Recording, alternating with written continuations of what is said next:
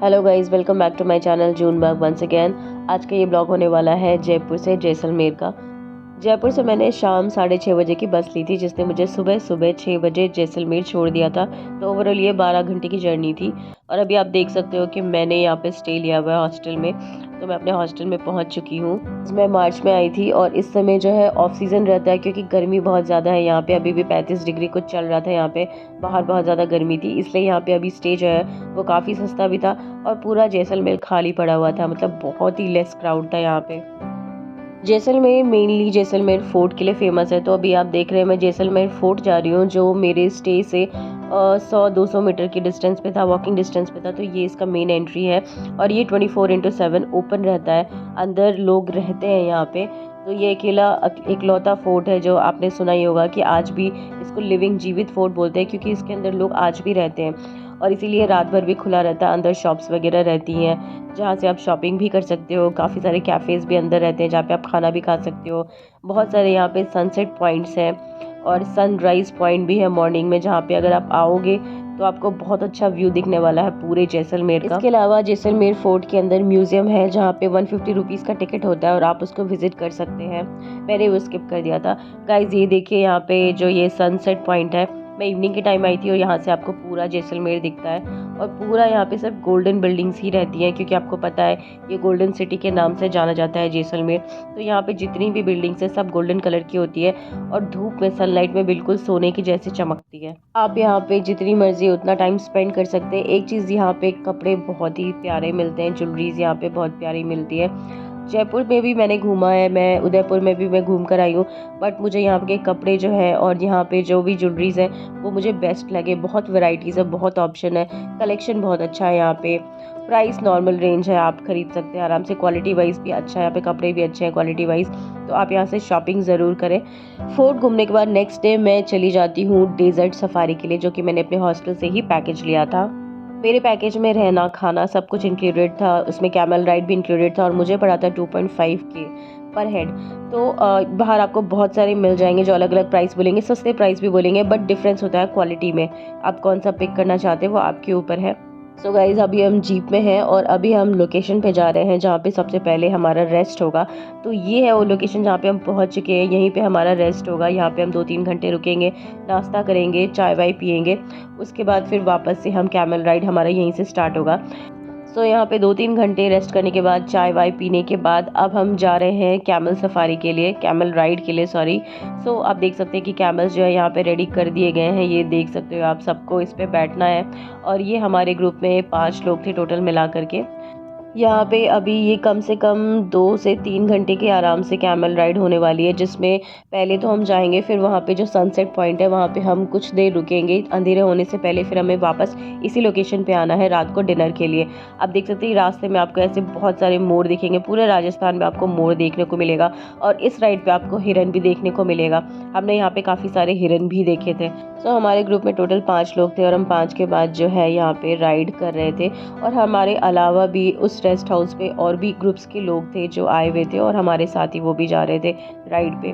तो आप देख सकते हो ये पूरा जो सैंड, इस सफारी का नाम है सैंड ड्यून्स डेजर्ट।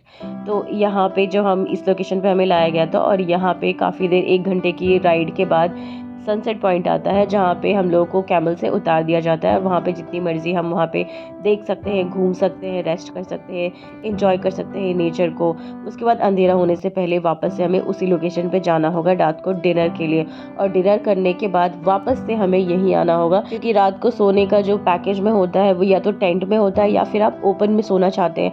हमने ओपन में चूज़ किया था क्योंकि हमें अच्छा लग रहा था कि अंडर द स्काई सोना इज़ अ न्यू एक्सपीरियंस। तो हमने ओपन चूज़ किया था। आप चाहें तो आप टेंट भी चूज़ कर सकते हैं। दोनों के प्राइसेस में आई थिंक 500 या 1000 रुपये का ही डिफरेंस होगा, कोई ज़्यादा डिफरेंस नहीं है। जैसलमेर जो एक छोटा सा राजस्थान का शहर है जहाँ पे देखने के लिए बहुत ज़्यादा चीज़ें नहीं है। यहाँ पे सबसे ज़्यादा जो फेमस है वो यही चीज़ फेमस है, एक तो जैसलमेर फोर्ट और दूसरा ये सफारी कैमल राइड। तो स्पेशली लोग यहाँ पे सफारी के लिए ज़्यादा आते हैं, कैमल राइड के लिए ज़्यादा आते हैं। अगर आप लोगों की भी मेरी तरह ये कैमल राइड फर्स्ट मतलब पहली बार होने वाली है तो डेफिनेटली आपके लेग्स में बहुत दर्द होगा। मैं तो उतरते टाइम मेरे पाँव काम भी नहीं कर रहे थे, मुझे पकड़ के उतारा गया था। और चढ़ने टाइम तो मैं चढ़ जा रही थी, बट उतरने टाइम मैं उतर नहीं पा रही थी क्योंकि मेरा दूसरा लेग जो है वो मूव ही नहीं कर पा रहा था बिकॉज ऑफ द पेन। बाकी राइड बहुत अच्छी थी। कैमल बहुत काम होते हैं एनिमल्स, तो इस पे इतना डर लगता नहीं है, अग्रेसिव नहीं होते हैं ये। तो गाइज़ अब हम कैमल से उतर चुके हैं और ये है यहाँ का सनसेट पॉइंट, जहाँ पे हम शाम को सनसेट देखने के लिए आए हैं। यहाँ से जो व्यू है वो काफ़ी अच्छा दिखता है, पूरा सैंड ड्यून्स का व्यू यहाँ से आता है। आप देख सकते हो कि मैं अभी आपको दिखाऊंगी, इस तरफ जो पूरा सैंड ड्यून्स है और यहाँ पे सामने सनसेट है और अंधेरा होने से पहले हम वापस चले जाएंगे। तो अभी यहाँ पे हम कम से कम 1-1.5 घंटे यहीं पे हैं। इसी के दौरान जिसको कैमल के साथ खेलना है, फ़ोटोज़ खिंचवाने हैं, वीडियोज़ खिंचवाने हैं, बैठना है, इंजॉय करना, हम सब कर सकते हैं इस टाइम पे।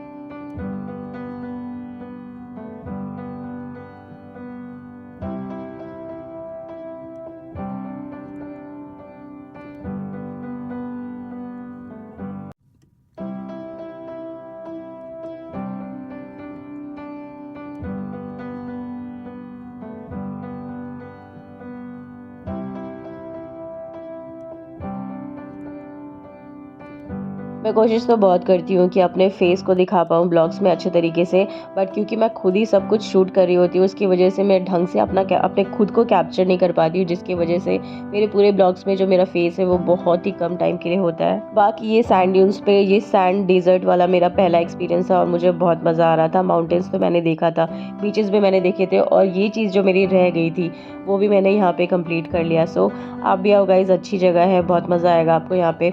गर्मियों में आओगे तो हाँ, गर्मियों में बहुत गर्मी होती है यहाँ पे, of course, no doubt. But अगर आपको बजट में चाहिए तो इस वक्त जो स्टे है आपको वो बहुत ही सस्ता मिलेगा। हम तो अपने हॉस्टल्स में 100-100 रुपये में रुके हुए थे, क्योंकि अभी प्राइसेस जो है वो बिल्कुल डाउन चल रही थी, क्योंकि क्राउड ही नहीं था इस वक्त यहाँ पे। इस वक्त यहाँ पे बहुत ही कम लोग और मैक्सिमम फॉरेनर्स ही आपको मिलेंगे इस टाइम पे।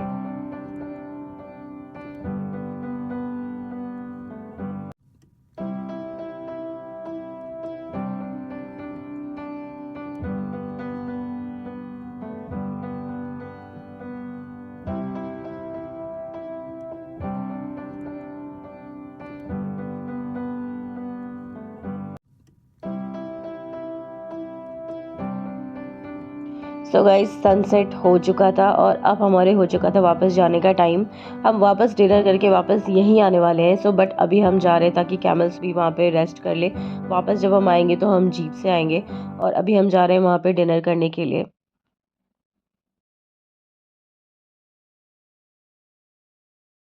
अब हमारा यहाँ पे राजस्थानी स्टाइल में स्वागत हो रहा है, यहाँ पे वेलकम किया जा रहा है हमें, और अंदर ही हमारे लिए अरेंजमेंट्स किए गए हैं डिनर का। और यहाँ पे कुछ प्रोग्राम्स भी होंगे, ट्रेडिशनल डांस वगैरह और सिंगिंग, म्यूज़िक वगैरह। आप देख सकते हैं हम सब के लिए यहाँ पे खटिया लगाई गई है और टेबल लगाया गया है, खाने पीने का इंतज़ाम है। साथ में साइड में यहाँ पे बूफे भी है, जहाँ पे खाने का प्योर वेज ऑप्शन यहाँ पे है। साथ में यहाँ पे ड्रिंक्स के भी ऑप्शन है, अगर किसी को लिकर वगैरह चाहिए या सॉफ्ट ड्रिंक चाहिए, वो सारे ऑप्शन यहाँ पे है। ड्रिंक्स के जो चार्जेस है वो पैकेज में नहीं है, उसके लिए हमें अलग से पे करना पड़ेगा, जो भी अमाउंट होगा, बहुत ही मिनिमल चार्ज। और यहाँ पे पापड़ और चखना वगैरह दिया गया है, मूंगफली वगैरह ड्रिंक के साथ एंजॉय करने के लिए। आप देख सकते हैं यहाँ पे Rajasthani cultural singing programme start हो चुका है।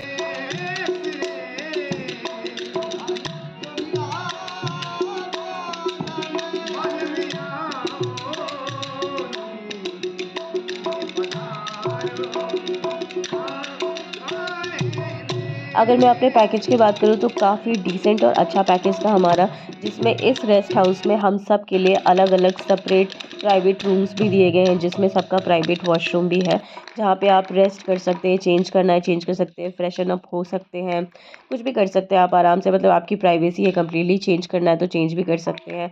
और बाहर ये पूरा एक कॉमन एरिया है, किचन भी है यहाँ पे। तो यहाँ पे प्रोग्राम्स होंगे, एक डिनर करेंगे, सुबह वापस से यहीं पर आएंगे, ब्रेकफास्ट करेंगे।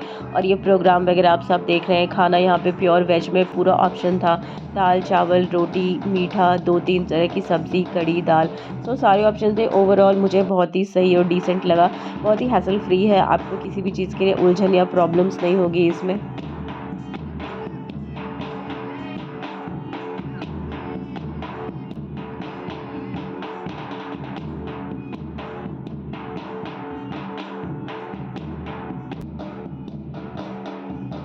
लास्ट में इस दीदी के साथ पूरे ग्रुप ने डांस भी किया था। जैसे ये डांस कर रही है तो उसी को हमने मैच करने की कॉपी करी थी लास्ट में। बहुत मज़ा आया था, ताकि एक अच्छा इन्वायरमेंट बन पाए। उसका क्लिप मेरे पास नहीं है, क्योंकि मैं खुद डांस कर रही थी और किसी अननोन ने वीडियो बनाई थी। तो इस प्रोग्राम के साथ साथ हमने डिनर भी कर लिया था साथ में, और अब हमारा वापस से सोने का टाइम हो गया था। तो अभी हम जीप से हम सारे लोग वहीं पे जा रहे हैं लोकेशन पे, जहाँ पे हमें हमारे लिए बेड्स वगैरह तैयार किए गए हैं ओपन में, क्योंकि हम सब ने ओपन ही चूज़ किया था, किसी ने भी यहाँ पे टेंट चूज़ नहीं किया था। सबको आसमान के नीचे ही सोना था, लेकिन हवा बहुत तेज़ चल रही थी और हम लोगों को 2 मोटे-मोटे रज़ाई दिए गए थे और बोला गया था मुँह ढक के बिल्कुल सो जाने के लिए। इतनी तेज़ हवा में रज़ाई भी कंट्रोल नहीं हो रही थी और पूरे जो बालू है वो पूरे मुँह के ऊपर आ रहे थे और ठंड भी लग रही थी। मुझे तो मौसम के कारण नींद नहीं आई रात भर। मैं लास्ट के 2 घंटे रात को सोई होंगी, क्योंकि मुझे डर भी लग रहा था कि कोई जानवर ना आ जाए। रात को बिल्कुल अंधेरा था और 2 कुत्ते थे, वो हमारे चौकी के नीचे सोए हुए थे और रात को वो आवाज़ भी कर रहे थे, तो उसकी वजह से डर लग रहा था। अब ये सुबह-सुबह देख सकते हो, सुबह के ये 7 बज रहे हैं, क्योंकि हम लोग थोड़ा लेट उठे।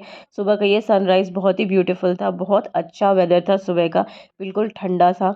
अगर आप यहाँ पे आते हैं गाइज़, तो आप अपने लिए एक स्वेटर ज़रूर लेकर के आएँ, क्योंकि शाम को रात को यहाँ पे ठंड हो जाती है। सो हम 2 रज़ाई ओढ़ने के बाद भी हमें थोड़ी-थोड़ी ठंड लग रही थी, क्योंकि हवा भी जो है वो बहुत ज़्यादा तेज़ थी।